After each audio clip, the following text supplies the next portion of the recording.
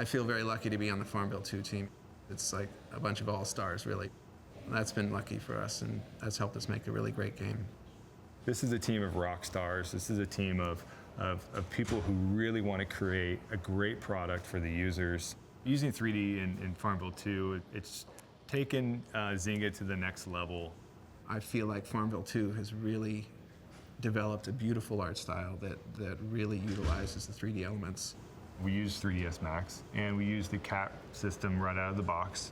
The CAT rigging system solves a lot of the problems that you encounter on any game project. And frankly, as someone who has to do the rigging, it's a lot less management for me, and we can concentrate on solving the harder problems to solve. So we're going to talk today about why we decided to use the CAT rigs on Farmville 2 here at Zynga, and what sort of strengths and efficiencies that decision got us. So we basically use the CAT rigging system out of the box. We've added a few bells and whistles to it, but a lot of the strength is in just a few important pieces. The first one is the Rg3 file system, which is a great way to save rigs and manage rigs and rigged assets, so that you can switch stuff out and update rigs and things like that. It's almost like using referencing in a way, but a little different and not as automatic, but it's got a lot of strengths and it's created a lot of efficiency for us.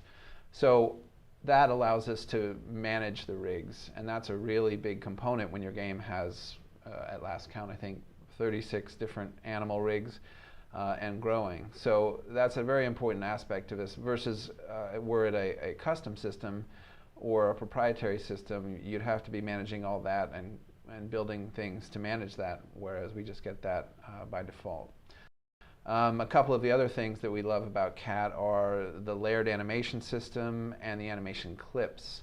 And we've used that in a variety of ways to save us time. Obviously, we use the animation clips when we do the animation itself, but we also use clips and poses and things and diverse tools, such as a face posing tool where we can paste different poses on the faces.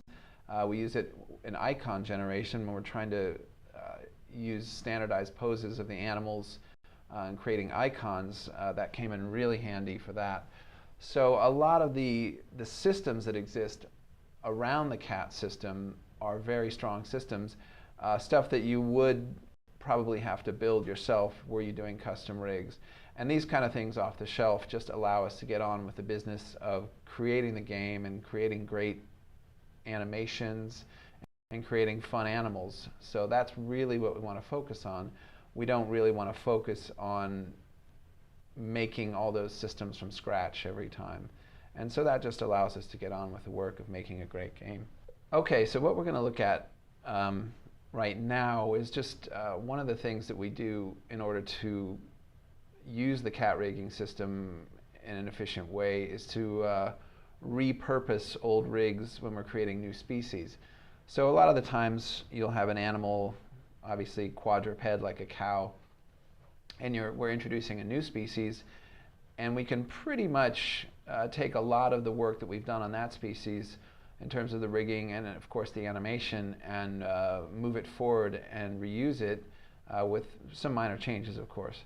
So here we'll see on my screen, you can see there's some cow geometry, and we've got a new species now called bison or buffalo, and so we're going to take a quick look at that and see, okay, they're fairly similar size, a bit different proportion, obviously a bit different in the massing and things like that, but they're a similar enough size that I think we can just, with a few changes, use the cow rig in order to get ourselves ahead of the game when we're building the rig for the bison.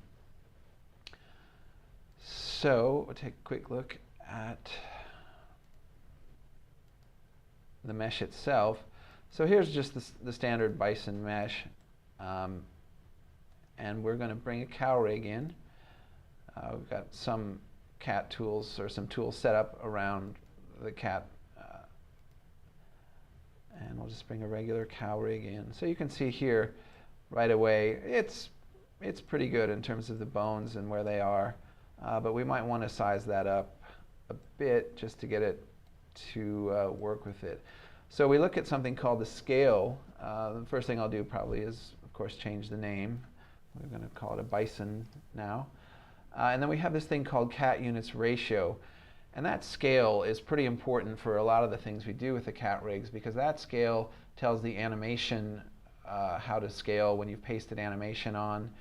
And when you save the animation out into clips, into poses, that scale is also used to scale where, in terms of things like the limb roots and the IK handles, how to deal with procedural bones like spines and necks that are between the hub bones, and things like tails as well that are procedural. So that can be pretty important, but also I like to just stay with some nice round numbers. And here we can see that the cow rig fits in there pretty well already, but we're going to need to probably size it up a bit, and as well as do basic stuff like changing the name and adjusting a few things like that. So we'll call it Bison for our new Bison rig. For what we do here, I might just change the color. So it's just a different color so that we don't get them mixed up if they're ever in the same scene.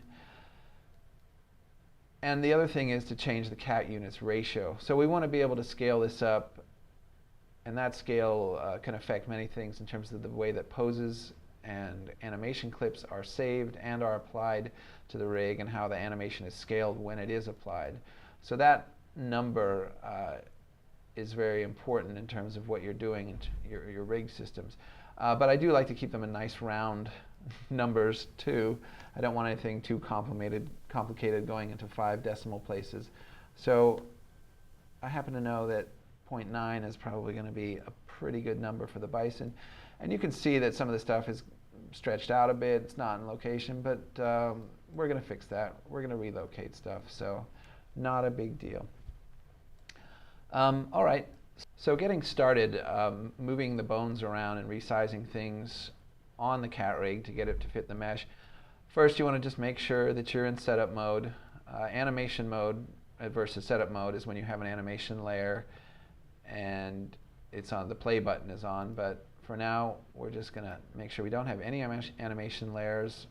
Animation mode is off, setup mode is on, things like that. So the main elements that you will need to resize and relocate are the hubs. The most important hub, obviously, is the pelvis. And first I'm just going to freeze the geometry here so that we don't get it and select it all the time. Okay, so here's your pelvis, which is probably, you know, the most important hub bone that you have. So we'll just turn off custom mesh, make sure it's nice and big and we can see it from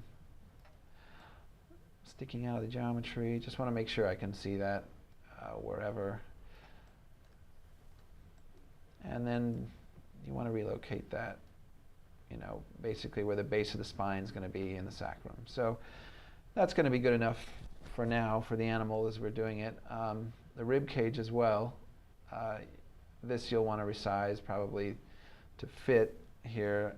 It's quite narrow compared to the mass of the geometry. So, you know, just you want to fiddle with that, get it all sized up however much you want, and relocate it to a position that's going to match your geometry. And then the same with the head and the neck. And you can see here that the spine and the neck are procedural bones, and they'll follow when you're relocating these elements, which is also another nice thing. You don't really have to pay attention to these two bones if you have the head and the neck set up as procedural, which is another nice aspect of using the cat rigs. So I'll go ahead also and delete the udder bone, as we won't be needing an udder on our bison. And then we can get started and look at how to resize some of the legs. All right, now once you've had time to get your pelvis and your rib cage all set up, now we're gonna quickly look at setting up one of the legs. And this is something obviously you would duplicate on the forelimbs. We'll just do one of the rear legs. And we'll get it all set up in terms of positioning the bones and the IK handle. And then that way we can actually, another great thing about the cat rigs here is that you have the ability to mirror paste those settings on a limb. So you only have to really set up one limb, and then you can use the copy and the mirror paste to get that onto the other limb, which is a really nice and quick way to get things set up.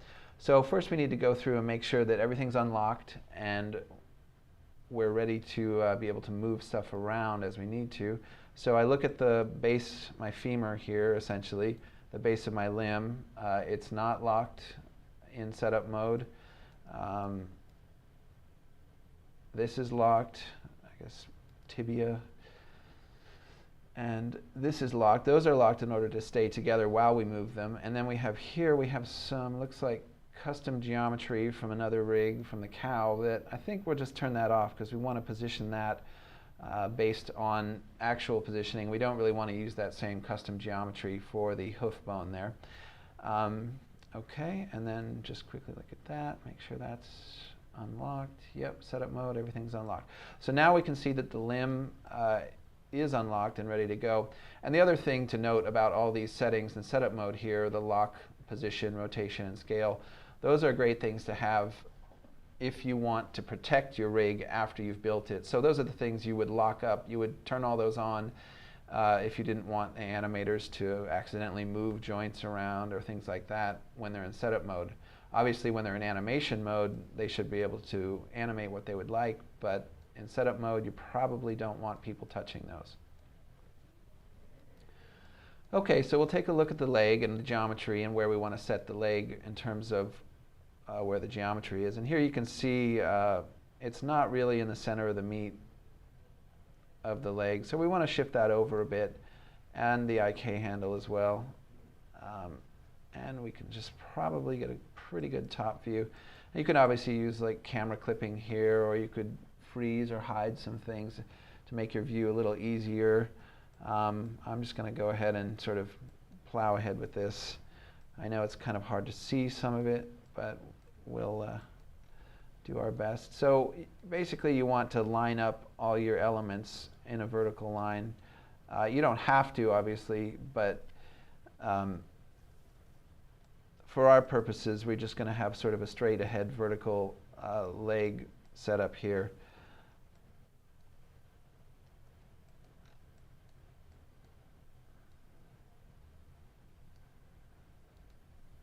Okay, so that's roughly there.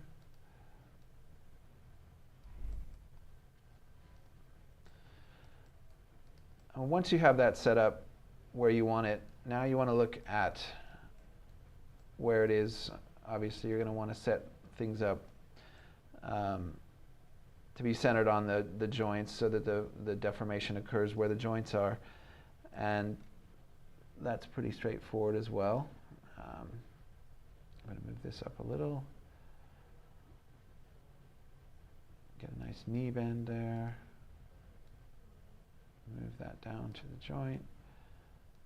And then we're going to actually change this geometry a bit. I'm going to sort of square it off, if you will. Get it nice and square, and then we can adjust it. And then its pivot to the right location. And move its pivot. Okay, so those are pretty well set up for where we want the pivots and things like that. And the other thing to note is where you have the IK handle, you're going to have it at the sort of toe location. So here, consider the hoof a hard object, and we want the pivot of the IK handle on the toe of the hoof. So that's going to move our leg a tiny bit, so we'll just move everything back. And there we go. All right, so that's pretty much set up where the joints are, where we want them. Another thing to quickly show you is how to adjust the geometry we're seeing. We're just using the display as box geometry. So this is basically, all these joints are display as box. You can turn it off and you can have them displayed solids. You can put custom geometry, all sorts of things. But sometimes you want that to sort of reflect the geometry that's behind it a little more. So the way you do that with a cat rig bone is you put a transform modifier on and you move the gizmo. So I kind of want this joint a little more centered on the hoof here, and I want it sort of on the ground. So now I've moved it. So this has not actually moved the pivot. This has just moved the geometry that's the bone. So now I collapse out that joint. You see the pivot for the joint is in the same location, but now as I change it, it changes from the location I just gave it. And we'll just make it a little longer. There we go. All right, so now I'm going to go to wrap that up, and then we'll just go to a file here where I've got set up that shows some of these leg changes finalized. Okay. Okay, so here we are in a file where I've got some of these leg changes finalized on this rear left leg. And it's pretty well positioned. We've got the geometry a bit bigger, all sort of focused on where we want things. We could still move that a bit. We want that on the toe, and we want that centered more on the joint. Okay, so that's fine. And now we have a left leg, or a rear right leg that we like, and we want to get that onto the left leg. So here again, this is really one of the nice things about CAT, is that I can just say copy, select the root of the right leg, and mirror paste, and voila. So now it's actually propagated all the settings on there. And as you know, with CAT here, we've got a name that will propagate down the chain. So the rear right and then femur. So that will all propagate in the names of the bones, as you can see. And that we don't have to rename every single bone. It names the whole limb, which is also a nice feature. And then things like the settings in terms of which bones are locked and unlocked, that also was propagated to the other side. So that's a really great feature of CAT and the CAT rigging system.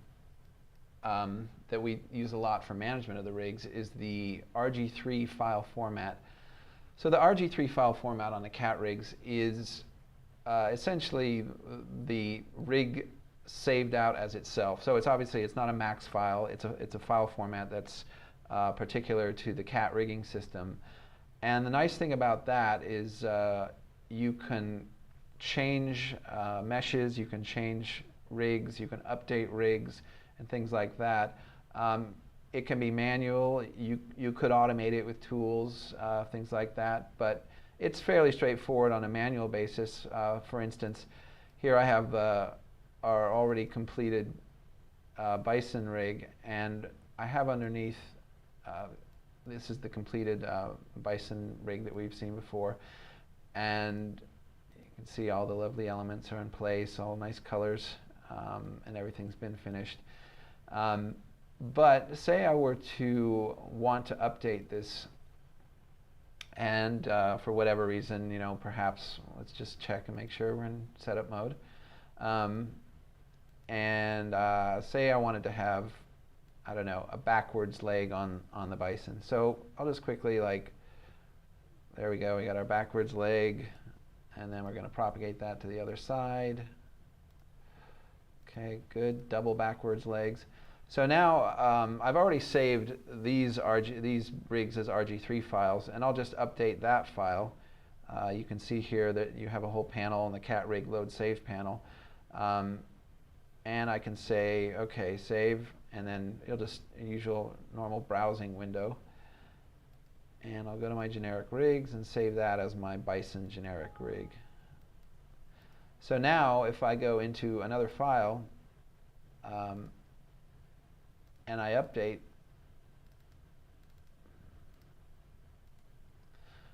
so here's our rig, and I just have to do one quick thing, which I will explain in a moment. And you can see this is a fully rigged character, weighted skin, everything, skin modifier on it, it's fully rigged. But if I update just manually here, by double clicking on the one I just saved, I'll get my reverse leg there now.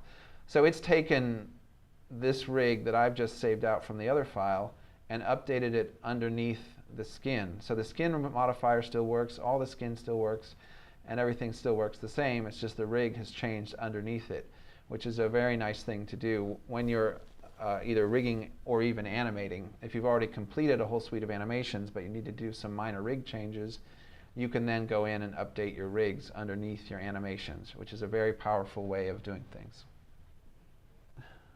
So I'll just show you briefly also one of the strengths of the Rg3 file is being able to add external elements to the Rg3s.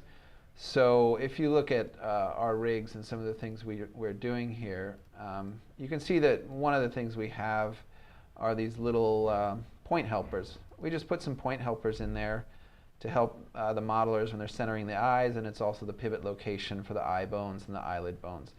And we want those point helpers to travel with the rig, so if I update the rig anywhere or bring it into a file, I get those as well. And the other thing we want, of course, in most cases, is the geometry. So we've got a fully rigged and skinned piece of geometry. We see the skin modifier here, and we want that to travel as one complete package in the Rg3 file so that when we bring it in, it's all together in one thing.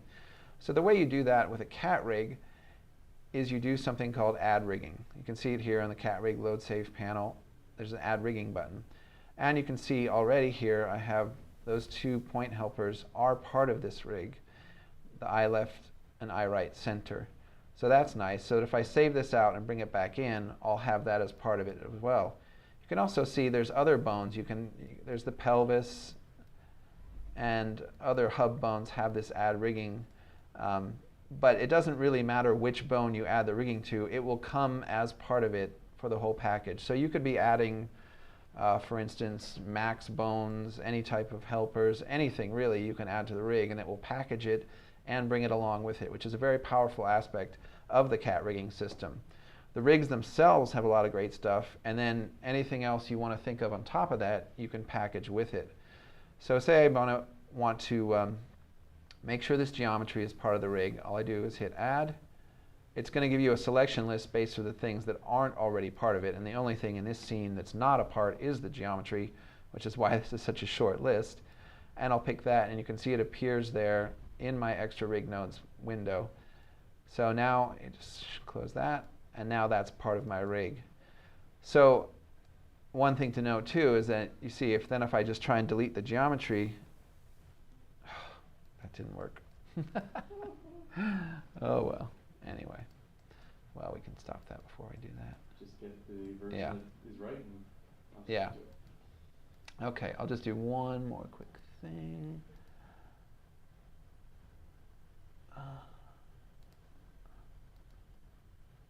So just make sure this is.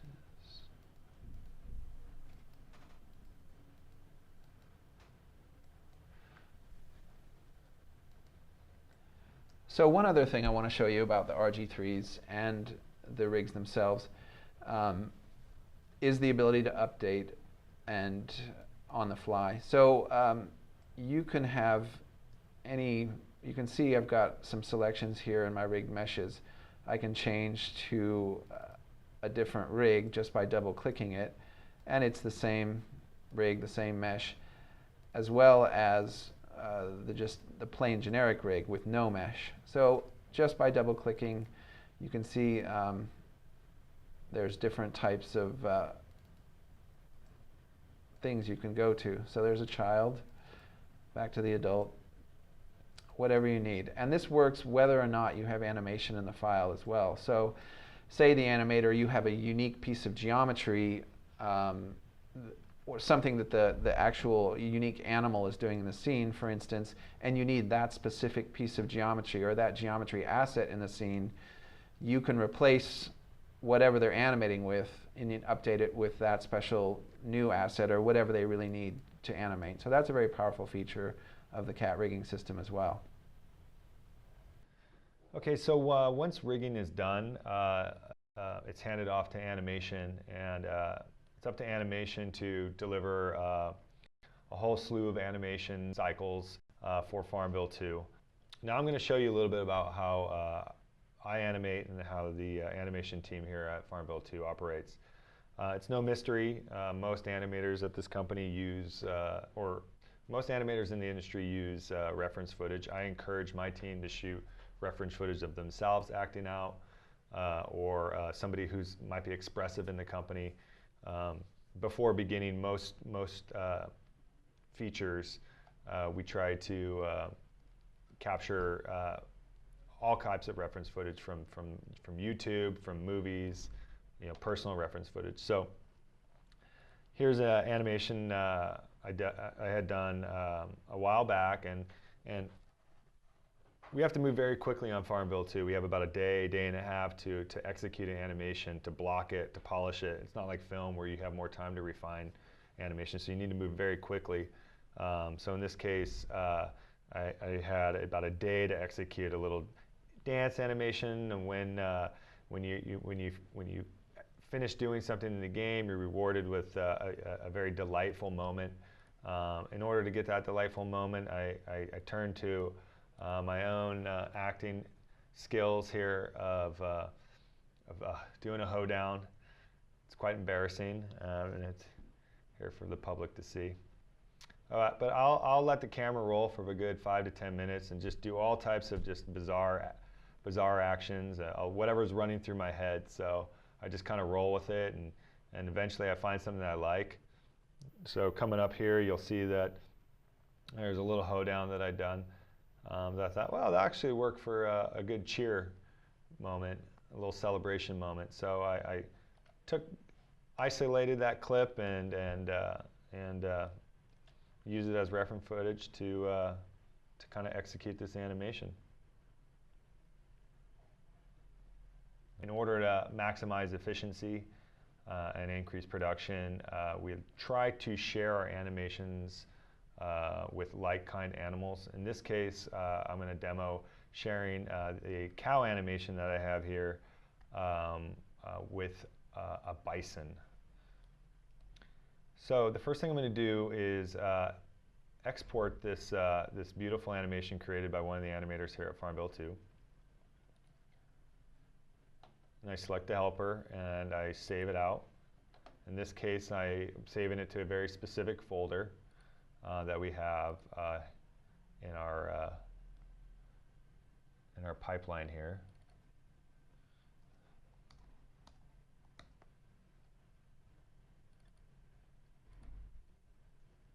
Hit save. I'm saving the entire stack, although there's only one layer. And now I'm going to open up a default bison. No animation on it, just default pose.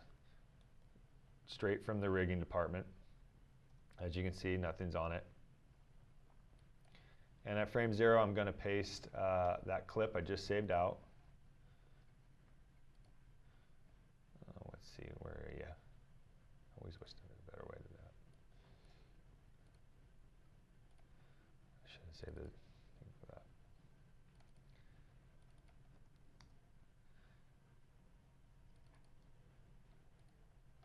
Okay, there it is. Lower jaw missing, back legs broken, body's kind of distorted slightly. But fortunately, with the power of Max here, I can paste on a pose that I created, and I can show you where that is. Let me just save this briefly.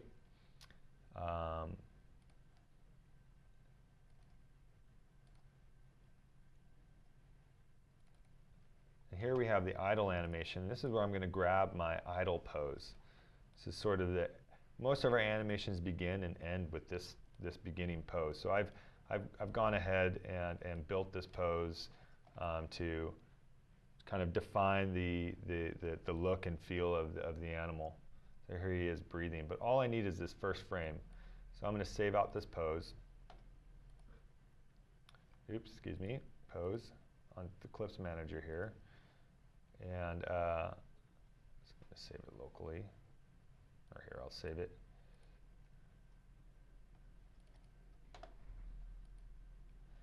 And now I'm going to go back to that default animation, or that fidget that I pasted on. I'm going to paste that pose.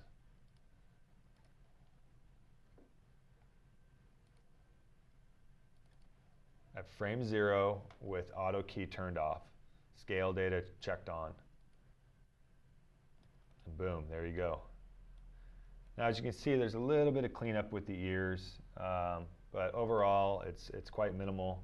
That can be done within, some of the cleanup can be done within 20, 30 minutes as opposed to a half a day to a day worth of creating a whole new fidget or whole new animation. Let me just open up the frame range. And this way we can quickly get an animation into the game and see what it looks like on the game board. All right, now I'm going to demo taking animation from a completely different species and pasting it onto the bison. In this case, I'm going to take a bound animation that I did from a horse.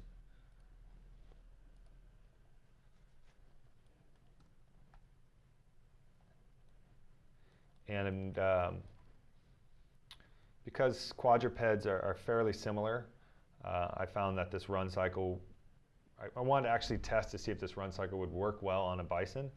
So I just went for it. Again, I exported the animation through the clip manager.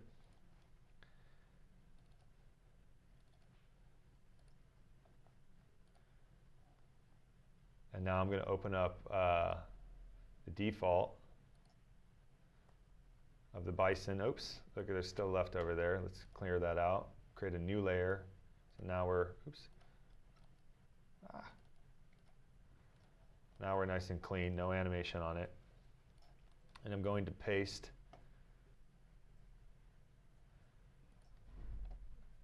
that horse adult animation. Oh, that's the pose. Sometimes you have to burp it. Onto the bison, and there, again, it's pretty screwed up. But as you can see, that the guts of the animation is there.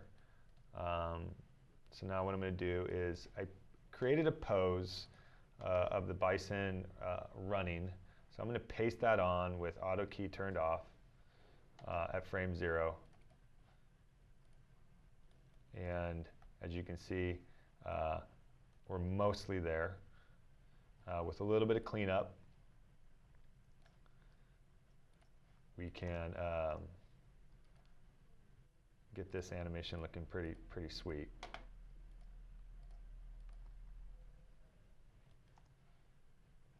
All right. Selecting the Trans Z, dragging it up. Get that leg back up there. Maybe a little bit of scaling.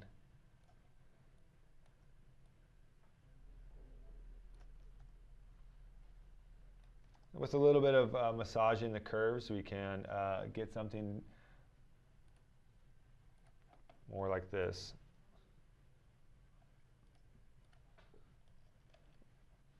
And this is the final product within about a half hour.